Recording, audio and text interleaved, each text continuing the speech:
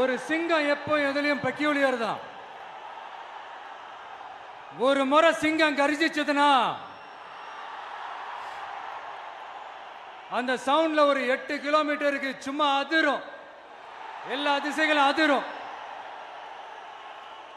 அப்படிப்பட்ட அந்த சிங்கம் வேட்டைக்கு மட்டும்தான் வெளியில வரும், வேடிக்கை பார்க்கறதுக்கெல்லாம் வெளியில வராது. வேட்டையில கூட உயிரோடு இருக்கிற மிருகங்களை தான் வேட்டையாடும். அதுலயும் பெரும்பாலும் தன்னை விட பெரிய சைஸ் உள்ள மிருகங்களை தான் குறி வச்சு தாக்கும், ஜெயிக்கும்.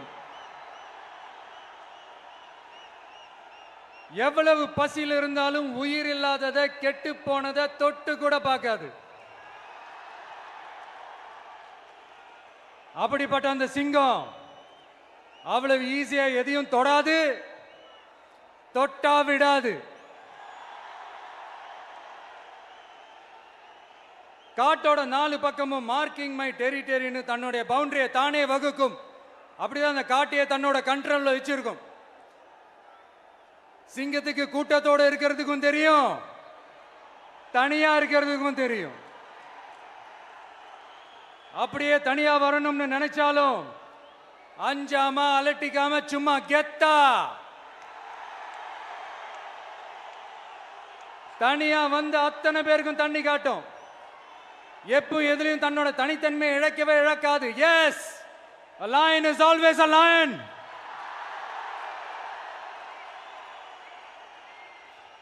There are so many jackals and other animals in the forest, but there will be only one lion. And even if it is single, it will be the king of jungle. It is not only a description but also a clear declaration. சிங்கத்தை பத்தி பேசிட்டு நம்ம சிங்க குட்டிகளையும் சிங்க பெண்களையும் பத்தி நம்ம பேசாம இருக்க முடியுமா? அவங்கள எப்படி நான் மறப்பேன்? அவங்க தான் என்னுடைய உயிராச்சே, என் நெஞ்சில் குடியிருக்கும்.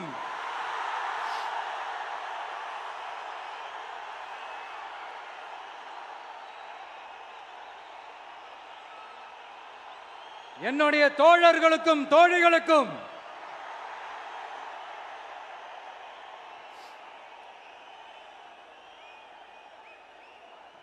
நேர்ல வர முடியாத சூழல்ல வீட்டில் இருந்துகிட்டே நம்மளோட இந்த மாநாட்டில் நேரலை வாயிலாக கலந்துகிட்டு இருக்கிற என்னுடைய அம்மாக்கள், அக்கா தங்கைகள், அண்ணன் தம்பிகள், நண்பர்கள் அனைவருக்கும் என்னோட உயிர் வணக்கம். என்னோட உயிர் வணக்கம், என்னோட உயிர் வணக்கம்.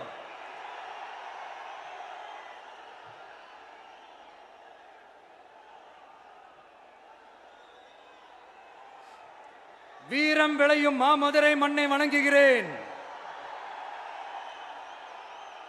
இந்த மதுரைனாலே உடனே ஞாபகத்துக்கு வரது சீறி பாஞ்சி துள்ளி குதிக்கிற யாருக்கும் அடங்காத காளைகள் விளையாடுற அலங்காநல்லூர் ஜல்லிக்கட்டு தான். நம்ம வைகை ஆறு தான். அழகர் ஆத்துல இறங்குற வைபவம், மதுரை மீனாட்சி அம்மன். இந்த மண்ணோட உண்மையான குணம் உணர்வு பூர்வமான மண் இது. அது மட்டும் இல்ல, இந்த மண்ணில் வாழ்ற மக்களும் அப்படித்தான் உணர்வு பூர்வமான ஆளுங்க. நான் இந்த மண்ணில் கால் எடுத்து வச்ச உடனே ஒரே ஒருத்தரை பத்தி தான் மனசுக்குள்ள ஓடிக்கிட்டே இருந்தது. அவர் யாருன்னு உங்களுக்கும் தெரிஞ்சிருக்கும். சினிமானாலும் சரி, அரசியல்னாலும் சரி, நமக்கு ரொம்ப ரொம்ப பிடிச்சது புரட்சி தலைவர் எம்ஜிஆர் அவர்கள் தான். அவரோட பழகிறதுக்கு எனக்கு வாய்ப்பு கிடைக்கல. ஆனா அவரை மாதிரியே குணம் கொண்ட என்னுடைய அண்ணன் புரட்சி கலைஞர் கேப்டன் விஜயகாந்த் அவர்களோட பழகிறதுக்கு எனக்கு நிறையவே வாய்ப்பு கிடைச்சது. அவரும் இந்த மதுரை மண்ணை சேர்ந்தவர் தானே, அவரை மறக்க முடியுமா? தமிழ்நாட்டு மக்கள் உணர்வுபூர்வமா உண்மையா நம்ம பக்கத்திலே நிக்கிறவங்க, அதுக்கு ஒரு மிகப்பெரிய அடையாளம் தான் இந்த மதுரை மண்.